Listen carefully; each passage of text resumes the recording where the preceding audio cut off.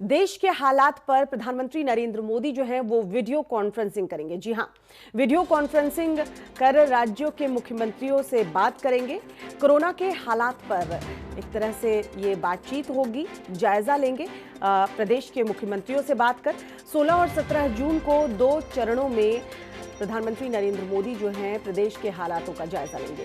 पहले दिन 21 मुख्यमंत्रियों के साथ चर्चा होगी, दूसरे दिन 15 राज्यों के सीएम से संवाद करेंगे प्रधानमंत्री नरेंद्र मोदी। मुख्यमंत्रियों के साथ राज्यों की स्थिति की समीक्षा एक तरीके से प्रधानमंत्री नरेंद्र मोदी करेंगे। अनलॉक 1 जब शुरुआत हुई थी 30 जून तक इसकी टाइमिंग, इसकी अवधि जो है वो रखी गई है और इस बीच समीक्षा की बात कही गई थी। प्रधानमंत्री नरेंद्र मोदी जो है वो वीडियो कॉन्फ्रेंसिंग के जरिए जो है नज़र बनाएंगे। हमारे साथ इस वक्त एडिटर इन चीफ हमारे अमिताभ अग्निहोत्री फोन लाइन पर जुड़ चुके हैं। सर, कैसे देखते हैं? अनलॉक 1 के वक्त ये बात आई थी कि अवधि इस बार 30 जून तक रहेगी, 1 महीने का वक्त था, बीच बीच में मॉनिटरिंग भी करनी थी, प्रदेश सरकार मॉनिटरिंग कर रही है। अब इस वीडियो कॉन्फ्रेंसिंग के जरिए 15 और 16 और 17 जून कह सकते हैं क्रिटिकल होने वाला है जब समीक्षा करेंगे प्रधानमंत्री नरेंद्र मोदी। हाँ, देखिए, जब ये फैसला हुआ कि देश को खोला जाए, अनलॉक 1, अनलॉक 2, अनलॉक 3 एक प्रोटोकॉल तय हुआ, तो उस वक्त तक किसी को यह नहीं पता था, कोई भी इस बात को लेके एक स्पष्ट राय नहीं बना सकता था कि कोरोना का वायरस कैसे रिएक्ट करेगा और हमारे देश की जो सामान्य जनता है वो इस अनलॉकिंग प्रोसेस में कैसे रिएक्ट करेगी। दोनों का ही रिएक्शन समझ से परे था।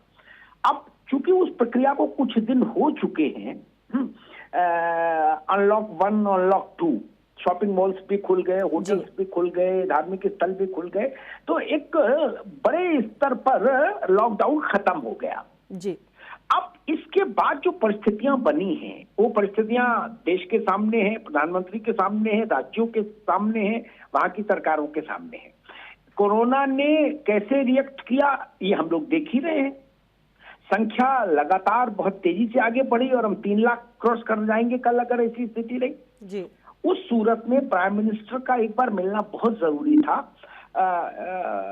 और जब बीच बीच में आपने देखा होगा 2 राज्यों ने, एक तो मध्य प्रदेश है और एक कोई दूसरा राज्य में अभी भूल स्मरण मुझे नहीं आ रहा, उन्होंने 2 दिन के लिए लॉकडाउन का अनाउंसमेंट किया है जी। तो स्वाभाविक है जब राज्यों को लगेगा कि स्थितियां हाथ से फिसल सकती हैं या बहुत ज्यादा परेशानी वाले कारण पैदा हो रहे हैं, तो लॉकडाउन क्या दोबारा से फिर एक प्रयोग के तौर पर देखा जाए। हालांकि दिल्ली ने उसका खंडन किया, महाराष्ट्र में उद्धव ठाकरे ने खंडन किया कि हम अभी दोबारा लॉकडाउन पर नहीं सोच रहे।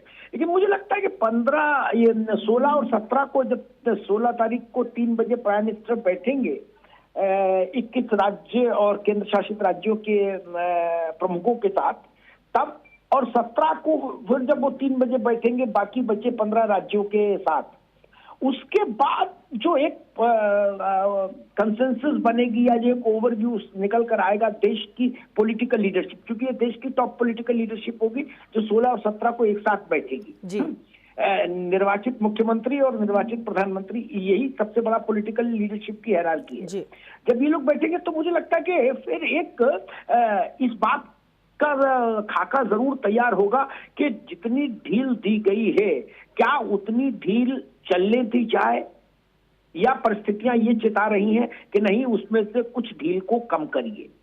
आपको पता होगा आज तिरुपति देवस्थानम जो भारत का बहुत प्रसिद्ध तीर्थ है, उसको 2 दिन के लिए बंद करना पड़ा क्योंकि वहां एक पुजारी कोरोना पॉजिटिव आ गए जी। तो ये तमाम तरीके को अनुभव भारत को हो रहे हैं अपने अपने ढंग से। इन अनुभवों के बारे में किसी को पहले से कोई इल्म नहीं था और हो भी नहीं सकता था। ऐसी महामारी भी भारत की जो मौजूदा जनसंख्या है वो अपने जीवन काल में पहली बार देख रही है, क्योंकि एक सदी के बाद ऐसी स्थिति पैदा हुई है, वरना 1918 में ये परिस्थिति आई थी भारत में जब स्पेनिश फ्लू आया था। तो उस दृष्टि से मुझे लगता है ये 16 और 17 2 दिन बहुत महत्वपूर्ण होंगे देश के लिए, राज्यों के लिए। और राज्यों को जो कुछ केंद्र से और ज्यादा मदद चाहिए, सहयोग चाहिए, एक्टिव पार्टिसिपेशन चाहिए, वो राज्य भी प्रधानमंत्री से कह पाएंगे और प्रधानमंत्री भी एक ओवरऑल देश के नेता होने के नाते राज्यों से जो अपेक्षा होगी उनकी, वो भी वो वहां कह पाएंगे। तो मुझे लगता है ये एक अच्छा साइन है। ये एक वांछित थी बैठक जिसको 16 और 17 को निर्धारित किया गया। श्वेता सर, भारत चौथे नंबर पर पहुंच चुका है कोरोना संक्रमण के मामले में। ऐसे में राज्यों की परिस्थिति भी आप देख रहे हैं। इस बीच सोशल मीडिया पर खबर भी वायरल थी, हालांकि उसका आपने भी बोला कि राज्यों ने खंडन किया है कि पूर्णतः लॉकडाउन। लेकिन सर, ऐसे कौन कौन से एरियाज हैं जिस पर फोकस करने की जरूरत है? हम पूर्णतः लॉकडाउन नहीं कर सकते हैं, भारत कह सकते हैं देश खुल गया है, लेकिन आंकड़े बढ़ते जा रहे हैं। तो ऐसे कौन कौन से एरियाज हैं जिस पर फोकस करने की जरूरत है? देखिए, अभी जो केंद्र सरकार का असेसमेंट है और जहां तक मेरी केंद्र के अधिकारी या जो मंत्रीगण हैं जो इस कोविड-19 के प्रबंधन में लगे हैं, नियंत्रण में लगे हैं, उन लोगों का मानना है मोटे तौर पर ये कि करीब 80 जिले हैं प्रॉब्लमेटिक डिस्ट्रिक्ट जहां संकट सबसे ज्यादा घनीभूत है, और 6 सूबे हैं जहां संकट सबसे ज्यादा है। बाकी देश में उतना संकट नहीं है। जैसे राजस्थान है, राजस्थान में रिकवरी रेट 73% हो गया है ना, तो सेफ जोन है, ठीक है, 100 में 73 ठीक हो रहे हैं तत्काल, वो एक स्थिति है। उत्तर प्रदेश ठीक है, आप उसको अच्छा ना कहें क्योंकि संकट कभी अच्छा नहीं होता, कम हो या ज्यादा हो, लेकिन उसका रिकवरी रेट लगातार बढ़ रहा है जी। तो लेकिन 6 राज्य तो ऐसे हैं जो अलार्मिंग सिचुएशन पर हैं, जिनको आप कह सकते हैं कि वो ज्वालामुखी के मुहाने पर हैं जी। किसी को नहीं पता कि कब अगली सुबह कितनी संख्या आ जाए। दिल्ली है, तमिलनाडु है, महाराष्ट्र है, तो मुझे लगता है भारत सरकार के लिए चिंता का विषय है।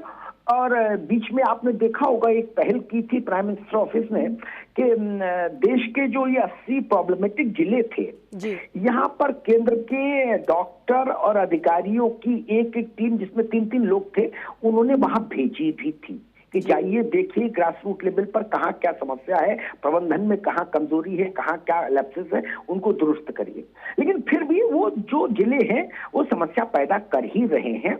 और उत्तर प्रदेश के तो जैसे इसमें नोएडा और गाजियाबाद है ना, ये, और जैसे उत्तर प्रदेश की अगर मैं पर्टिकुलर बात करूं तो उत्तर प्रदेश सरकार ने 10 जिलों को आइडेंटिफाई किया है। कल चीफ मिनिस्टर ने कोविड के 19 के मामले में जो उनकी टीम 11 है उसके साथ जब बैठक की कल मॉर्निंग में, तो उन्होंने उन 10 जिलों को स्पेसिफिकली गिनाया। उनका सारा फोकस इन 10 जिलों पर लगाइए, ये 10 जिले सुधर जाएंगे तो बाकी प्रदेश ठीक है, औसत तो उसका ठीक है। लेकिन ये 10 जिले, आज ही आप देखिए नोएडा में 95 पॉजिटिव केस आए एक सिंगल डे में जी। तो मुझे लग रहा है कि वो एक समस्या है और ऐसा कोई रास्ता निकल सकता है, हालांकि अभी तो ये कहना बहुत मतलब अनुमान पर ही आधारित है, लेकिन ऐसा कोई रास्ता निकल सकता है कि जो 80 समस्याग्रस्त जिले हैं देश के, उनके लिए कोई अलग से विशेष कार्य योजना बनाई जाए और उन पर अलग से नियम लागू हो, ऐसा मुझे लगता है जी। बहुत बहुत शुक्रिया सर हमारे साथ जुड़ने के लिए।